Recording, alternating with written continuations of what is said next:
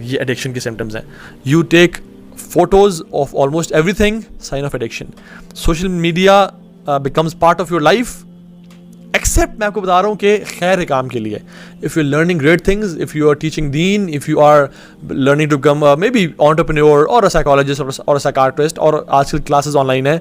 If you learning and spending time productively, you are not an addict. लेकिन आप randomness में time गुजार रहे हैं, रैंडम वीडियोज़, रैंडम कॉमेंट्स. आप अल्लाह अकबर, अल्हम्दुलिल्लाह ये चीज़ मेरी भी नहीं है, लेकिन मैं लोगों को जानता हूँ, मैंने देखा भी है, ऑब्जर्व किया है. They read comments, they read hundreds and hundreds of comments. कैसे पढ़ लेते हैं? मतलब एक वीडियो खुली, कोई रैंडम वीडियो किसी भी की, और उसके जो कमेंट्स पढ़े कि लोग क्या कह रहे हैं, और वो देखते जा रहे हैं. मुझसे तो अपने वीडियोस के जो कमेंट्स नहीं पढ़े जाते हैं कि ठीक है जिन्होंने कहना है कह दो, ठीक है, किसी ने गाली दी नहीं गाली दे दो, किसी ने मोहब्बत करनी मोहब्बत दे दो. मैं कुछ बेसिक 3-4 कमेंट्स या 10-15 कमेंट्स देख लेता हूँ कि आए, और I force myself to read comments, ताकि मैं लोगों के साथ इंटरेक्शन भी करूँ.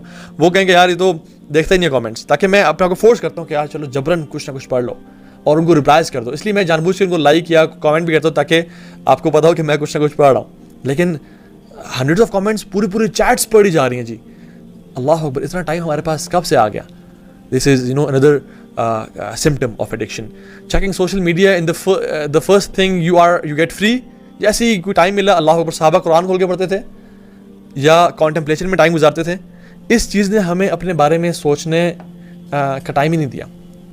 हमें बिल्कुल अकेला तन्हा इसने छोड़ा ही नहीं है. अल्लाह के नबी सल्लल्लाहु अलैहि वसल्लम गारे हिरा जाके कॉन्टेम्पलेट करते थे.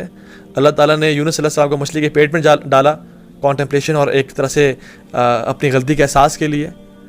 और मुख्तलिफ वाक़यात, हज़रत यूसुफ जेल में गए अकेले. हर नबी ने कुछ ना कुछ टाइम अकेले गुजारा. और ये इस मोबाइल फ़ोन की वजह से वी कैन नॉट थिंक.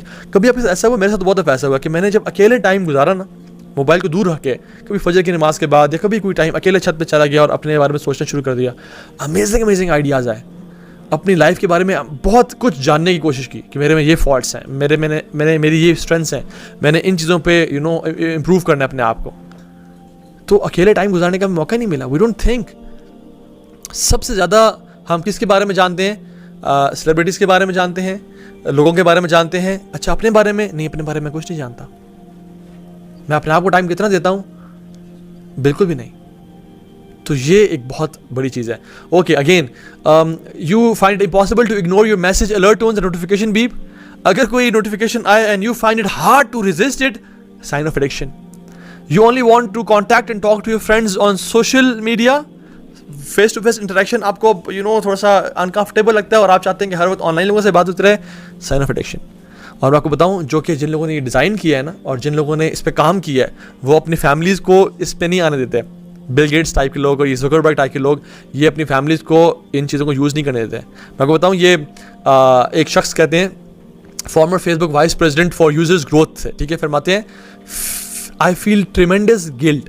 और फिर फरमाते हैं I think we have created tools that are ripping apart the social fabric of society and how it works. और फिर फरमाते हैं I really use Facebook. Now he is Facebook's former vice president of users growth. He can I really use Facebook and my children aren't allowed to use this SHIT. This is the person who developed and who worked at this organization. Sean Parker कह रहे हैं कि he is the founding president of Facebook. कह रहे हैं कि the social media literally changes your relationship with society and with each other. It probably interferes with productivity in weird ways. God only knows what it is going to do to our children's brains. हमारे औलाद के जहनों के साथ और दिमाग के साथ क्या करेगा. Apple's chief executive Tim Cook फरमाते हैं there are some things that I won't allow when it comes to his nephew. I don't want them on a social network. ये Apple के चीफ एग्जीक्यूटिव कह रहे हैं, टिम कुक, के मैं अपने नेफ्यू को I will not allow him to be on social media. और ये तो फैटल है कि एक 10, 12, 14 साल का बच्चा वो सोशल मीडिया में क्या करे? उसका काम ही नहीं है.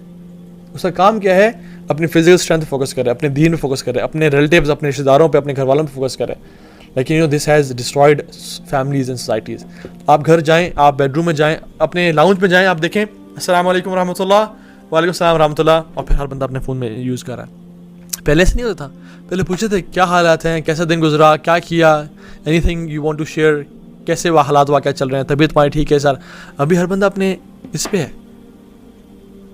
औलाद तो औलाद, माँ बाप भी। और सुभान अल्लाह हर बंदा इसको जैसे कि इसने ना पकड़ा हुआ है इंसान के जहनों को। So what do social media executive know that we don't no?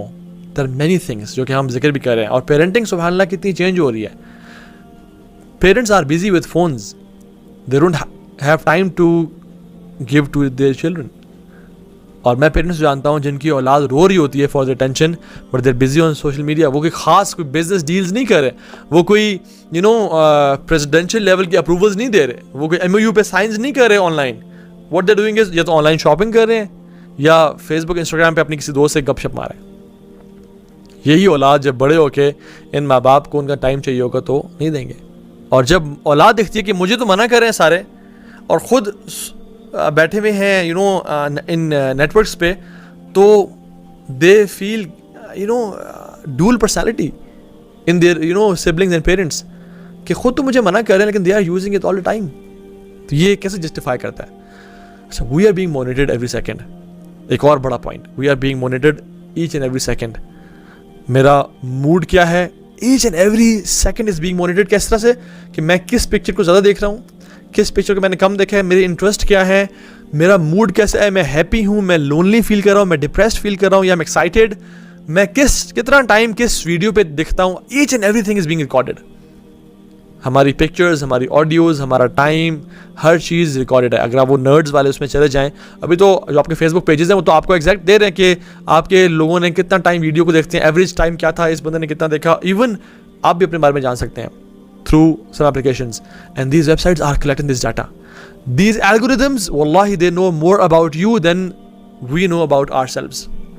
We love to deny, and humans love to deny this fact कि नहीं ऐसे नहीं है जी, मैं अपने बारे में बहुत जानता हूँ और वो नहीं जानते जी, ऐसी conspiracy theories हैं। They know more about us.